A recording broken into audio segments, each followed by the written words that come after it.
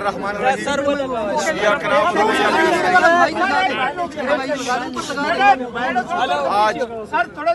हमारे यहाँ आने का मकसद अपनी मुअज़्ज़ज़ अदलिया को, अपने काबिल एहतराम जजेस को ये पैगाम देना था कि पाकिस्तान में काफ़ी अरसे से और बिलखसूस 9 अप्रैल 2022 से जिस तरह अदलिया को यरगमाल किया गया है और हमारी अदलिया इंसाफ नहीं कर पा रही, तो आज हम ये पैगाम देते हैं कि हम आईन और कानून की बालादस्ती के लिए, पाकिस्तान में इंसाफ की फराहमी के लिए हम उन तमाम जजेस के साथ चट्टान की तरह खड़े हैं जो इंसाफ करना चाह रहे हैं।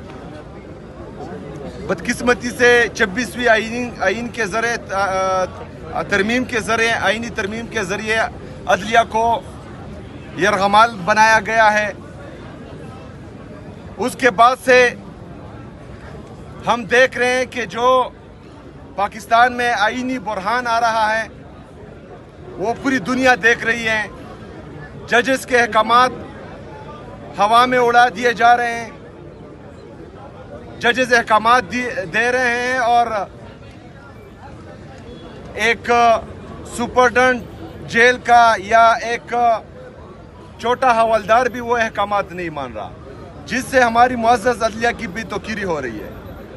तो हम चाह रहे हैं कि हमारे जजेस अगर फ़र्ज़ करें वो ये समझते हैं कि उनके इंसाफ में किसी की तरफ से खलल आ रहा है, तो हमारे जितने भी वकला हैं, हमारे पाकिस्तान के गैरतमंद अवाम उनके लिए बाहर भी निकलेंगे और उनके साथ जो हैं वो चट्टान की तरह खड़े भी हैं। तो हमें बताया जाए ताकि आईन और कानून की बालादस्ती के लिए हम अपना लायामल दे सकें। अभी हमारे लीडर, हमारे कायद जनाब इमरान खान साहब के केसेस नहीं लगाए जा रहे हैं, उसमें उनकी बरियत का केस भी है, अलकादिर ट्रस्ट का केस भी है, वो नहीं लगाए जा रहे। तो हमारी ये रिक्वेस्ट है कि वो लगाए जाएं और इंसाफ किया जाए, क्योंकि ये पूरी दुनिया को पता है कि जिस दिन पाकिस्तान में इंसाफ होगा तो उसी दिन हमारा लीडर, हमारा कायद जनाब इमरान खान साहब, उनकी अहलिया बुशरा बीबी, हमारे जितने भी आसिरान हैं जो नाहक कैद हैं वो जेलों से बाहर होंगे। लेकिन बदकिस्मती से सिर्फ फैसले ही दिए जा रहे हैं, इंसाफ कोई नहीं हो रहा। कोर कमांडर पेशावर से मुलाकात हुई है आपकी? जी, कोर कमांडर साहब आए थे मुबारकबाद देने के लिए वज़ीर आला सेक्रेटरीट, तो उनसे मुलाकात हुई है। सर आपकी जी देखिए जी, वो मुबारकबाद के लिए आए थे, कोई ऑफिशियल नहीं आए थे, तो अनऑफिशियली गुफ्तगू हुई है और हमारा मौक़िफ़ वही है जो हम बाहर कह रहे हैं, वो जो है अंदर भी वही मौक़िफ़ है।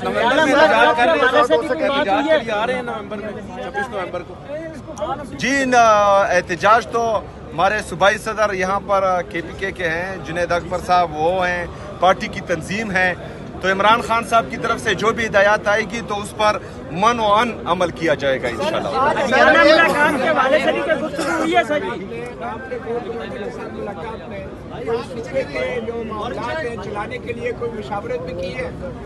देखिए जी, मैं चीफ एग्जीक्यूटिव हूँ पूरे सूबे का, मेरे ऑफिस में जो है IGP भी आते हैं, चीफ सेक्रेटरी भी आते हैं, कोर कमांडर भी आएंगे, तमाम सिक्योरिटी इदारों के जितने भी हमारे ऑफिसर्स हैं वो आएंगे और सूबे के मामलात उनके साथ ही डिस्कस होंगे।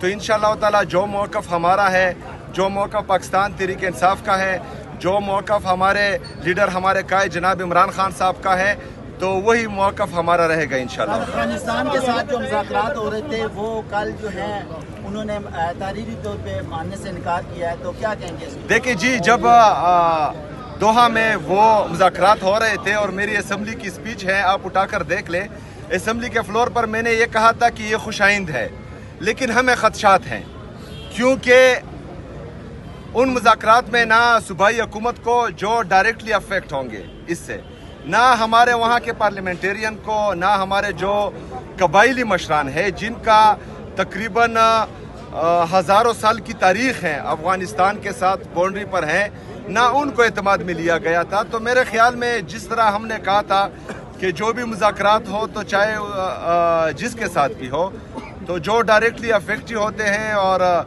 जो मुज़ाकरात को कामयाब बना सकते हैं उनको एतमाद में लेना चाहिए। चीफ जस्टिस को आपने खत लिखा था, उस पर कोई आपको रिस्पांस आया? नहीं, चीफ जस्टिस साहब को जो है मेरे लीडर मेरे कायद जनाब इमरान खान साहब ने भी खत लिखा था, उसका भी मौसर जवाब नहीं आया। मैंने भी खत लिखा था, उसका भी मौसर जवाब नहीं आया। तो हम तो यही चाह रहे हैं, यहाँ आने का मकसद यही है कि हमें बताया जाए कि पाकिस्तान में आईन और कानून की बालादस्ती चलेगी या डंडा चलेगा, ताकि हम जो है फिर अपना लाएअमल दे सके।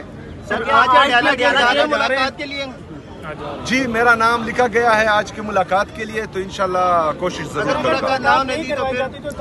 अगर मुलाकात नहीं होने दी तो इंशाल्लाह ताला फिर जो कंटेम्प्ट ऑफ कोर्ट हमने फाइल किया हुआ है, आज मेरे ख्याल में हो चुका होगा, वकला आए थे, तो उसका इंतजार करेंगे फिर।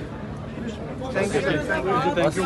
अवाम की वज़ीर-ए-आला है, खैबर पख्तूनख्वा के ऊपर आप फोकस क्यों नहीं करते, बजाय इस्लामाबाद में अदालतों और अडियाला के बाहर घूमने? देखिए जी, हमने फोकस किया था 2013 से लेकर 2022 तक, जब रिजीम चेंज ऑपरेशन हुआ। लेकिन जब तक पाकिस्तान में आईन और कानून की बालादस्ती नहीं होगी, तब तक अगर हम यहाँ दूध की नहरें भी बहा दें तो कोई फायदा नहीं है। आज एक दफा फिर मेरे सूबे में जो है दहशतगर्दी लाई गई है, खुद साख्ता दहशतगर्दी है। हम समझते हैं हमसे पूछे बगैर जो है इनको दोबारा आबाद किया गया था, तो फिर जो है ये चलता रहेगा। हम तो चाह रहे हैं कि तमाम स्टेक होल्डर्स जितने भी हैं इनको एतमाद लेकर एक पॉलिसी बनाई जाए, बंद कमरों के फैसले किसी भी सूबे पर या पाकिस्तान पर मुसल्लत ना किए जाएं। ये एक जमहूरी मुल्क है और जमहूरियत में जो है जो जमहूरी तरीके से आए हैं उनको एतमाद में लेना चाहिए। आप ये बताएं, आपको केपी की गवर्नमेंट ने, केपी की आवाम ने सीएम मुंतखब किया है, लेकिन अभी तक वहाँ आपकी हुकूमत नहीं है जो कि होनी चाहिए। अगर खान साहब से आपकी मुलाकात महीना तो नहीं होती तो फिर आप जो काबीना है वो तश्कील नहीं देगी। ये बात आप उनसे करें जो मुझे रोक रहे हैं, पहली बात। दूसरी बात ये है कि मैं जो है लाया गया नहीं हूँ, मैं आवाम की ताकत से आया हूँ। मेरे पास आवाम की ताकत है। जो लोग जो हैं फॉर्म 47 के जरिए जाली तरीके से लाए गए हैं, तो उनसे कोई सवाल ही नहीं पूछता।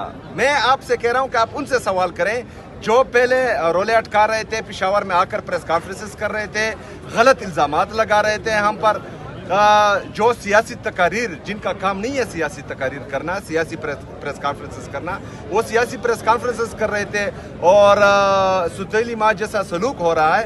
तो बहरहाल मेरे सूबे की आवाम भी यही चाहते हैं कि जिसकी वजह से मुझे वोट मिला वो कायद तहरीक इमामी इनकलाब जनाब इमरान खान साहब है। तो इमरान खान साहब से मशवरे के साथ में चलूँ। वो भी 2018 में भी कोर्ट कमांडर ने रब्ता किया था, तो आमतौर पे तो आपके गंडापुर साहब कोर्ट कमांडर के पास जाते थे पूरी काबीना को लेकर, आप क्यों नहीं गए? देखिए जी, उनका तो मुझे पता नहीं है, लेकिन मैं चाहता हूँ कि जो सूबे के चीफ एग्जीक्यूटिव हैं, जो पाकिस्तान के प्राइम मिनिस्टर है, तो उनकी तौकीर जमहूरियत में बहाल रहनी चाहिए और ये लोग जो हैं उनके दफातर में आने चाहिए, डिग्गी में चुप कर नहीं जाने चाहिए।